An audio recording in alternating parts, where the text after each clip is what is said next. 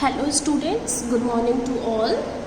Today we started our chapter number 2 of geography, that is land, soil, water, natural vegetation and wildlife resource. Land, soil, water क्या होते हैं? Land, soil, water हमारे natural resource होते हैं. अभी हमने resource पिछले चैप्टर नंबर 1 में स्टडी किया था, है ना.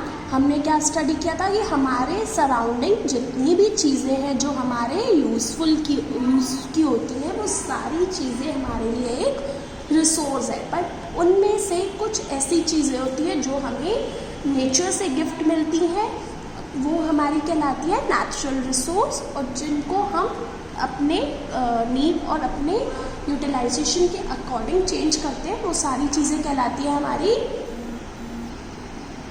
What man made resource. Okay, तो हमारा जो लैंड, सॉइल, वाटर ये हमारे लिए नेचुरल रिसोर्स है, एज ये हमें गॉड से गिफ्ट में मिले हैं, नेचर से गिफ्ट में मिले हैं. ठीक है, तो हम अब स्टार्ट करते हैं हमारा चैप्टर. लेकिन इस चैप्टर के स्टार्टिंग में हमें एक दो स्टोरीज पढ़ने को मिलती हैं. पहले हम वो स्टडी करेंगे, फिर हम आगे बढ़ेंगे. सो स्टोरी 1, फर्स्ट स्टोरी है. In a small village in Tanzania, Africa, Mamba gets up early in the morning to fetch water. ठीक है, एक अफ्रीका का छोटा सा गांव है, वहाँ पे एक छोटी सी बच्ची रहती है जिसका नाम है मम्बा. वो रोज़ सुबह जल्दी उठती है और पानी लेने को जाती है.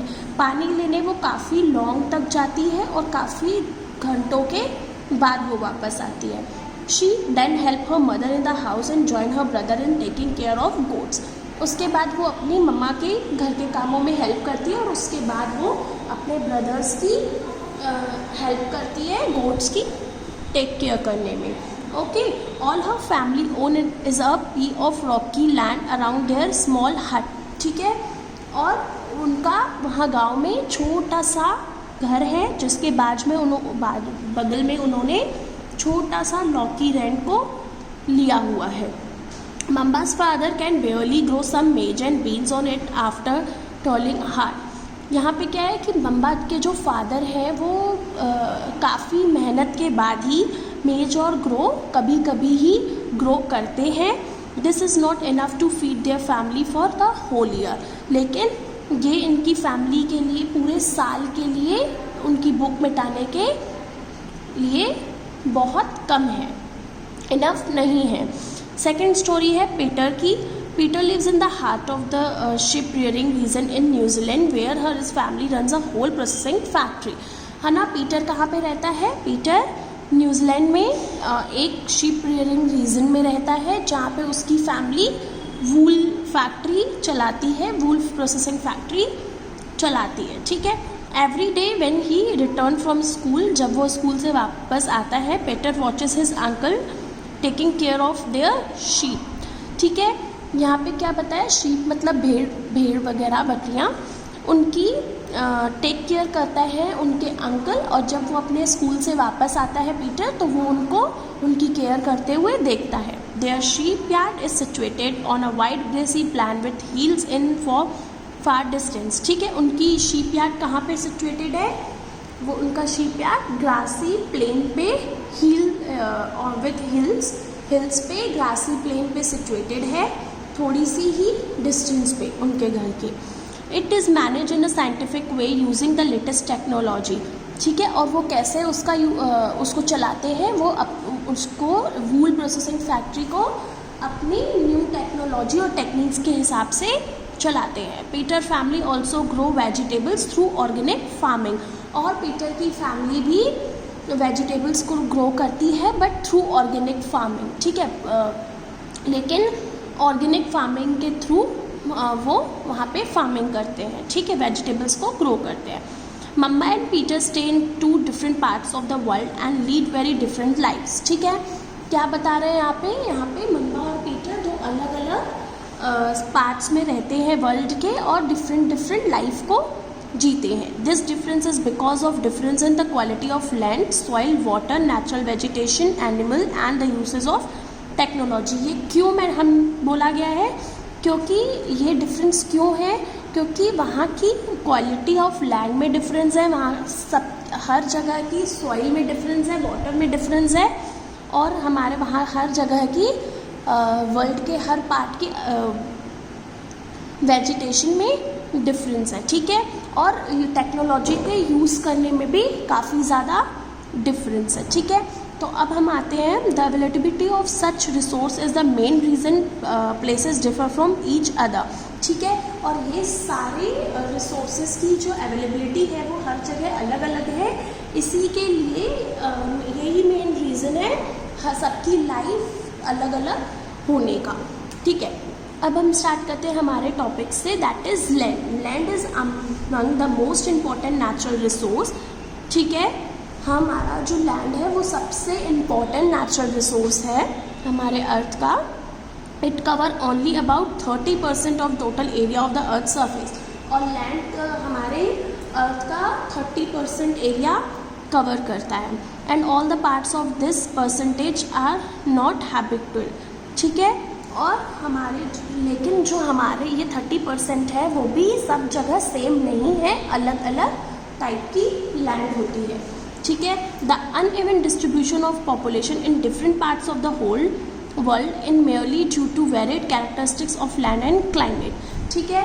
अनइवन डिस्ट्रीब्यूशन मतलब हर जगह की पॉपुलेशन डिफरेंट पार्ट्स में है, ठीक है, हमारे वर्ल्ड में। इसलिए ही हम ये बोल सकते हैं कि हर जगह का लैंड और क्लाइमेट भी डिफरेंट होता है। The rug topology, steep slopes of the mountains, low line area susceptible to water, चाहे हम बात करें हर जगह के क्लाइमेट कंडीशन की, टोपोलॉजी की, ठीक है, माउंटेन्स की, है ना, वाटर की, हर जगह अलग अलग अवेलेबल होता है, ठीक है। देन आते हैं हम deserts area, thick forest area are normally specially populated और अनहेबिटेड, मतलब हर जगह का एरियाज, डेजर्ट एरियाज, फॉरेस्ट काफ़ी ज़्यादा वेरी करते हैं, okay. Plains and river valley offer suitable land for agriculture, ठीक है। हमारे जो रिवर वैली और प्लेन्स हैं वो हमें बहुत ज़्यादा अमाउंट में लैंड प्रोवाइड करते हैं एग्रीकल्चर के लिए, hence these are the densely populated area of the world. इसीलिए यहाँ यही वो रीजन्स हैं जहाँ पे सबसे ज़्यादा फॉरेस्ट होते हैं, ओके। डेंसली मतलब घने फॉरेस्ट, ओके। लैंड यूज़, अब लैंड का यूज़ क्या है? Land is used for different purposes such as agriculture, forestry, mining, building, roads, setting up industries, ठीक है। लैंड का क्या यूज़ है? लैंड बहुत डिफरेंट पर्पसेस के लिए यूज़ की जाती है। लैंड का यूज़ हम एग्रीकल्चर के लिए करते हैं, इंडस्ट्रीज़ को बनाने के लिए करते हैं, घरों के लिए करते हैं, रोड्स बनाने के लिए करते हैं, है ना। तो ये सारे एग्जाम्पल्स हैं जिनमें हम लैंड का यूज़ करते हैं, okay. This is commonly termed as land use, और इसी को हम क्या बोलते हैं? Land use. Can you list out the different way in which mamma and Peter family use their land? क्या आप लोगों ने ये देखा कि किस तरह से मम्मा और पीटर अलग अलग रीजन्स में रह के अलग अलग तरह से लैंड का यूज़ कर रहे हैं? The use of land is determined by the physical factors such as topology, soil, climate, mineral and availability of water. हम लैंड का यूज़ कैसे डिटरमाइन कर सकते हैं? जब हम उनके फिजिकल फैक्टर्स को डिटरमाइन करेंगे।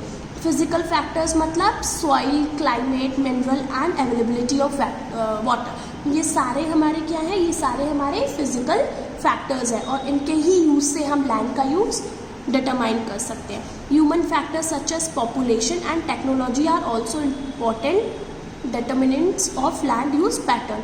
और फिजिकल फैक्टर्स के साथ साथ हम ये ह्यूमन और पॉपुलेशन, टर्मिनोलॉजी, टेक्नोलॉजी, ये सारे फैक्टर्स इम्पॉर्टेंट होते हैं लैंड के यूज़ को डिटरमाइन करने के लिए, okay. Then land use in selected countries. अब यहाँ पे एक चार्ट बना हुआ है जिसमें कुछ कंट्रीज़ हैं और उनके लैंड का परसेंटेज या फिर एरिया दिया हुआ है कि कितना लैंड किस में यूज़ हुआ है।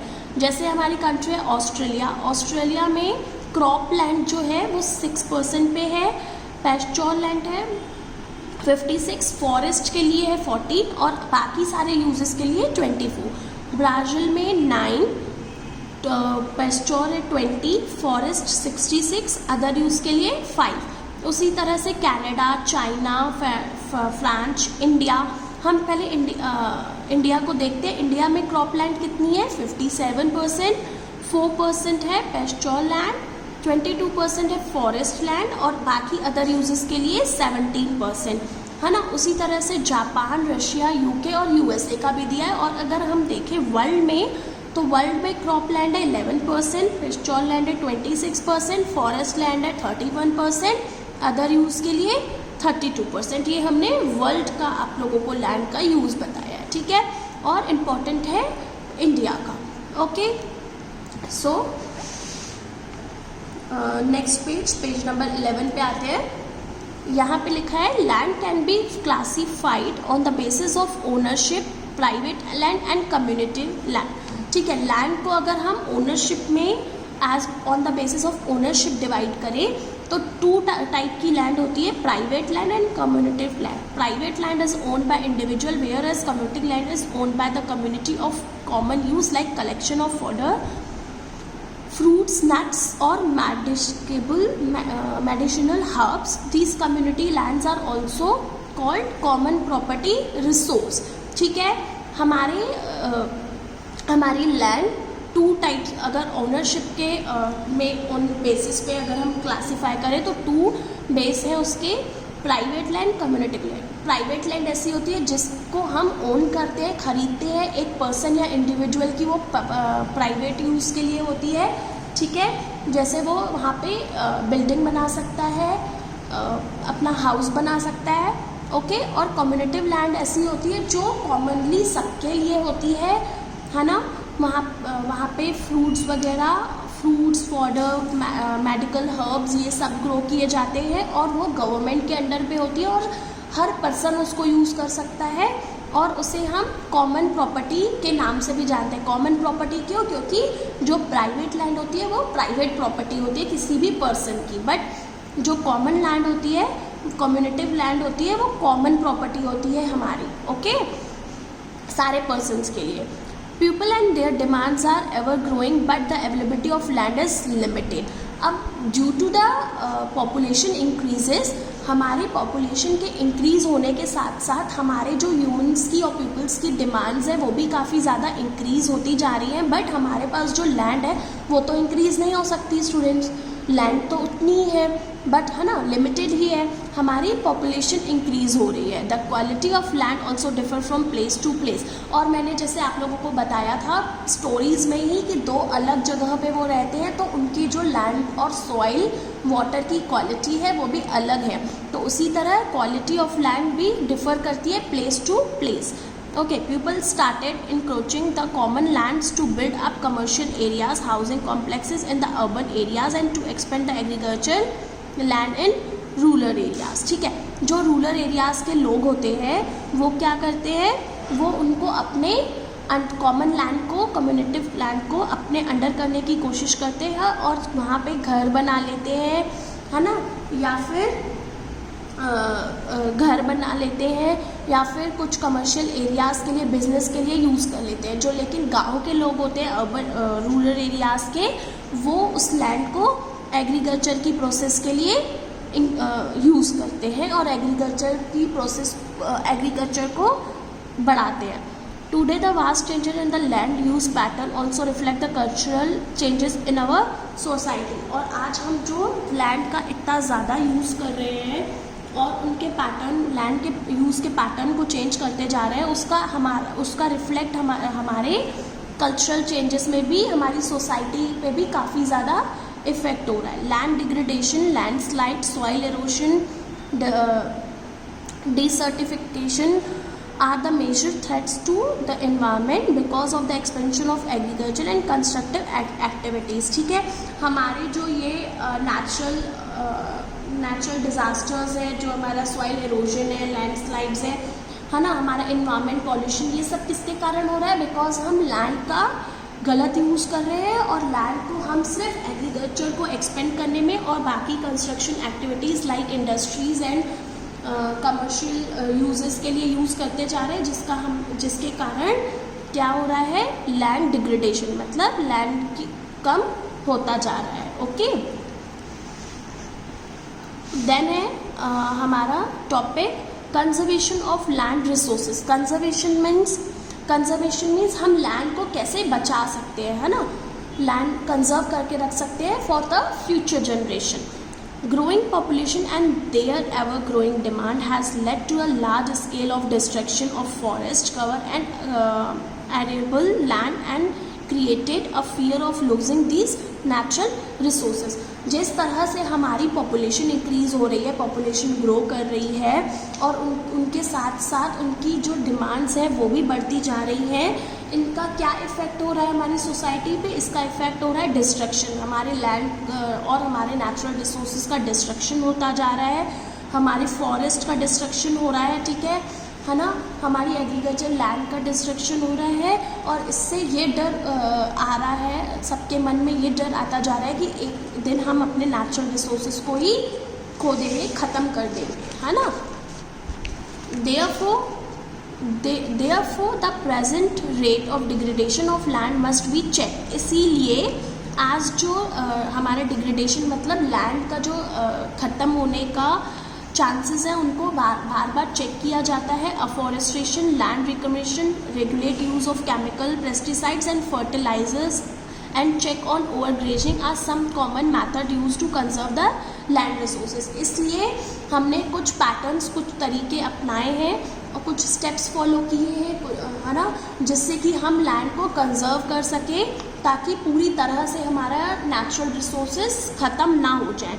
और उसका तरीका है अफॉरेस्टेशन। अफॉरेस्टेशन मतलब प्लांटेशन करना, है ना, और लैंड रिकमेशन मतलब लैंड का सुधार करना और कुछ केमिकल, पेस्टिसाइड्स और फर्टिलाइजर्स का यूज़ करना ताकि हमारा सॉइल एरोजन नहीं हो और हमारे फॉरेस्ट और हमारी सॉइल ख़राब ना हो, ठीक है। ये कुछ ऐसे मेथड्स हैं जिनके थ्रू हम लैंड को कंजर्व कर सकते हैं।